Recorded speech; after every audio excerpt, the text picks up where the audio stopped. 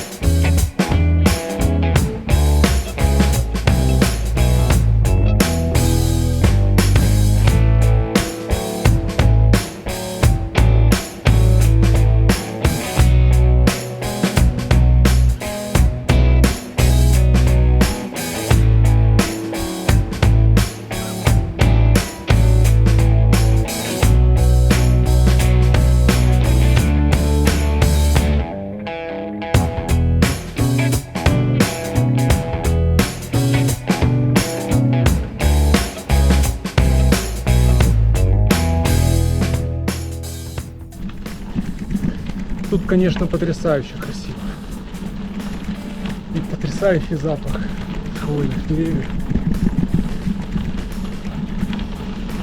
Я теперь понимаю, почему люди покупают билеты на самолет, пакуют велосипеды и прилетают сюда просто, чтобы прокатиться по этим местам.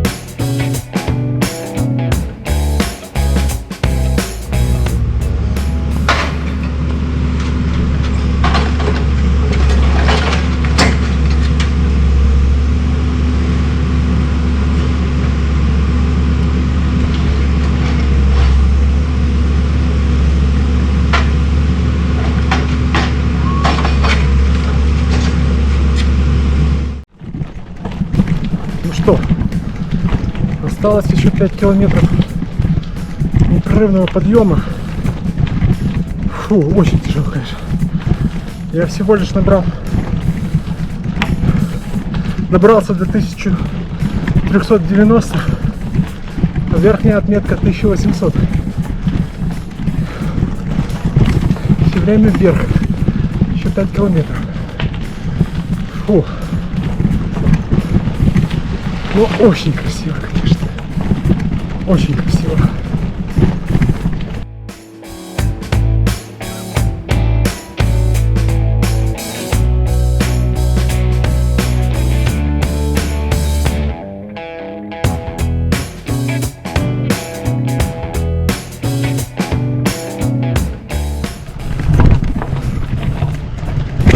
200 метров до вершины. 200 метров и 2 километра. По 100 метров на километр. И все.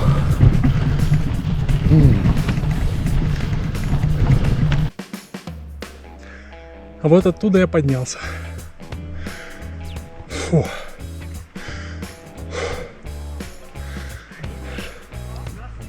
Это была где-то середина подъема. Почти наверху. Я почти наверху.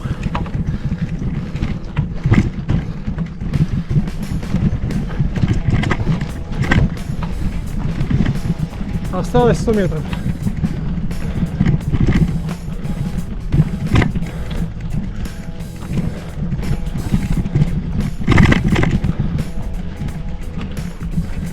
Фу.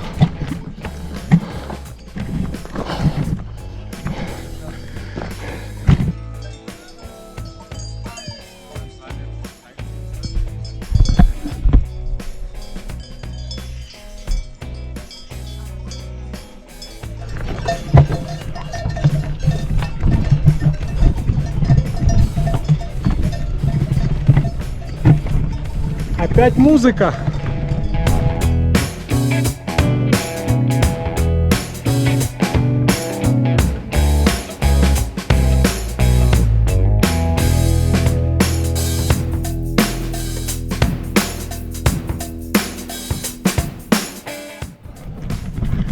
Перевал. Едем вниз.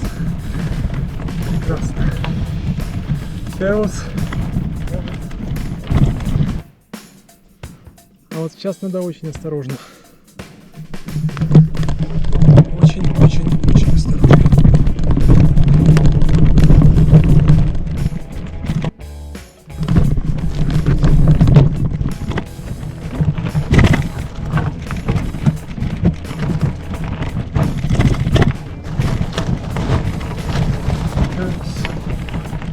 Главное аккуратно все делать, и все будет хорошо.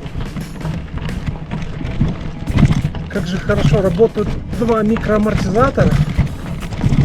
Один сзади на перьях, второй спереди на выносе. Прекрасно просто.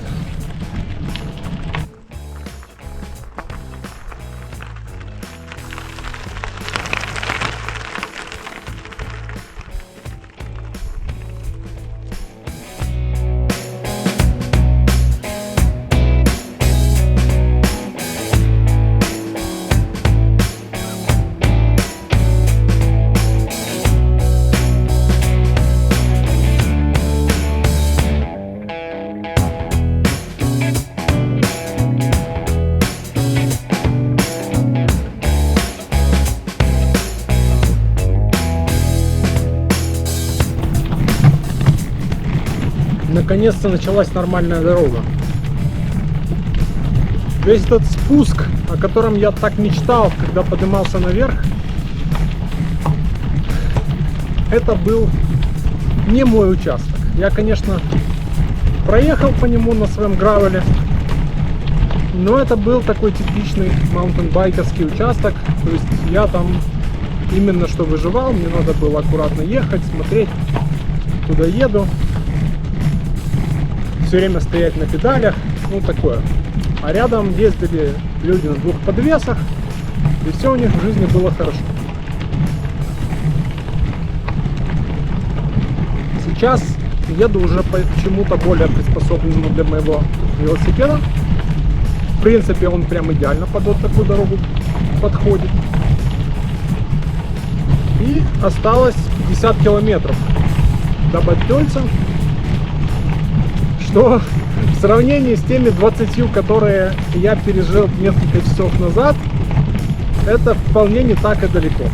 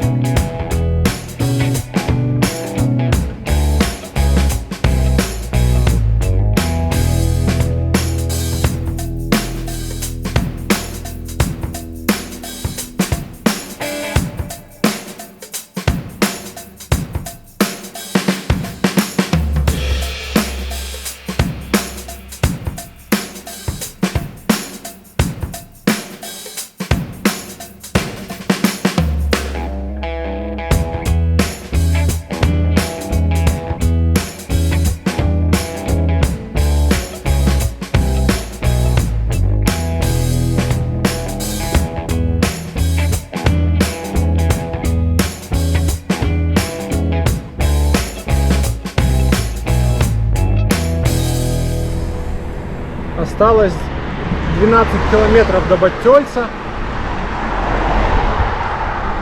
Чуть-чуть дольше получилась поездка, потому что у меня заглючил коммут. И я немножко поплутал по заповеднику в Австрии. Намотал лишних 10 километров. Но в целом получилось сегодня сравнить возможности гравела в условиях МТБ и в условиях шоссейника. Сегодня такая была трасса, что 40 километров я ехал по типичной МТБшной трассе, где в основном 90% было МТБшники на двух подвесах. Потом еще 50 километров, где-то 45-50. Это был режим шоссейника по альпийским шоссе мимо озер. И где-то между всем этим было километров 10 такой гравийной дороги через лес.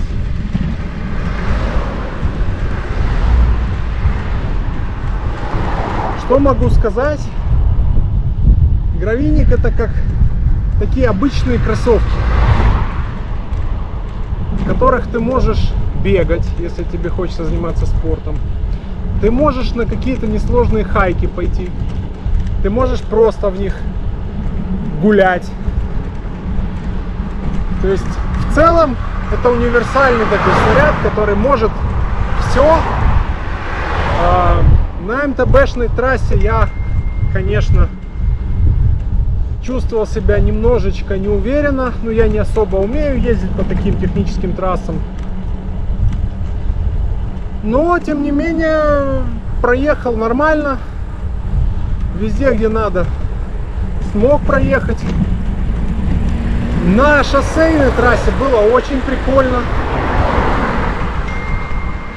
Так что, в принципе, правильно говорят, называют гравий — это adventure bike, велосипед для приключений.